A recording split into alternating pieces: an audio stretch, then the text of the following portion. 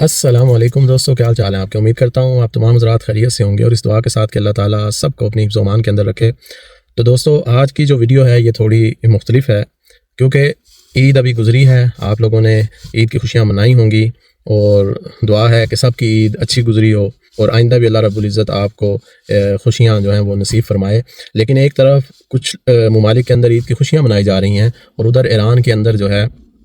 وہ آئے روز بمباری اور تباہی کے جو مناظر ہیں انہوں نے عید کی خوشیوں کو ماند کر دیا ہے۔ عید کا مطلب ہوتا ہے خوشی، فیملی، سکون،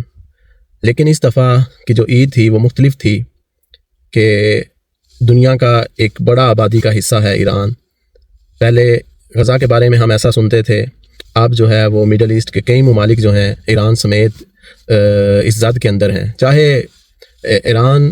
کے اوپر بمباری کی جا رہی ہے یا ایران کی طرف سے جواب دیا جا رہا ہے، نشانہ اور جو تکلیف ہے وہ عام لوگوں کو ہی اٹھانا پڑ رہی ہے۔ تو دوستو، فیبری کے آخر کے اندر جو جنگ ایران اور اسرائیل نے شروع کی ہے وہ اب مارچ کے آخر کی طرف جا چکی ہے، اور ایران ابھی بھی جو ہے وہ امریکی شرائط کے اوپر جنگ بندی کرنے کو تیار نہیں ہے، بلکہ اپنی شرائط عائد کر رہا ہے، جس کا واضح مطلب ہے کہ یا تو امریکہ کو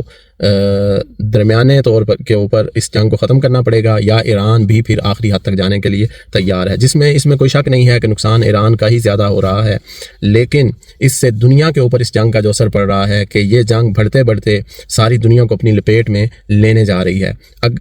آج کی جو خبر ہے کہ صدر ٹرمپ نے 48 گھنٹوں کا جو الٹیمیٹم دیا تھا اسے مزید 5 دن کے اوپر جو ہے وہ بڑھا دیا ہے، کہ 5 دن مزید جو ہے ایران کے جو توانائی کے شعبے ہیں، گیس، بجلی اور پانی کے جو ذخائر ہیں ان کے اوپر حملہ نہ کیا جائے۔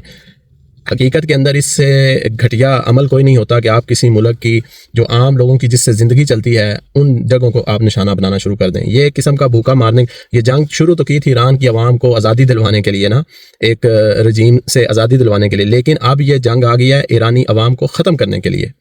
تو اب ظاہری بات ہے جب آپ ایرانی عوام کو ختم کرنے کی طرف آئیں گے تو چاہے وہ غریب اور کمزور ہی کیوں نہ ہوں، وہ ہر حد تک اپنا دفاع کرنے کی اور اپنے آپ کو جتنا بھی وہ اپنا تو وہ چاہے کچھ بچا نہ سکے لیکن وہ ان کو بھی بھرپور نقصان پہنچانے کی کوشش کرے گا۔ تو اس لیے دوستو، یہ جنگ جو ہے وہ اگر ٹیبل کے اوپر بیٹھ کر حل نہیں ہوتی تو اس کے بڑے خطرناک جو ہیں وہ نتائج نکلنے والے ہیں، اور خاص طور پر جو غریب ممالک ہیں وہ سب سے زیادہ متاثر ہوں گے، کیونکہ جو امیر ممالک ہیں وہ تو کسی نہ کسی طرح وہاں کے لوگ بھی اتنا مہنگا تیل یا گیس، بجلی وہ افورڈ کر سکتے ہیں، وہ اسے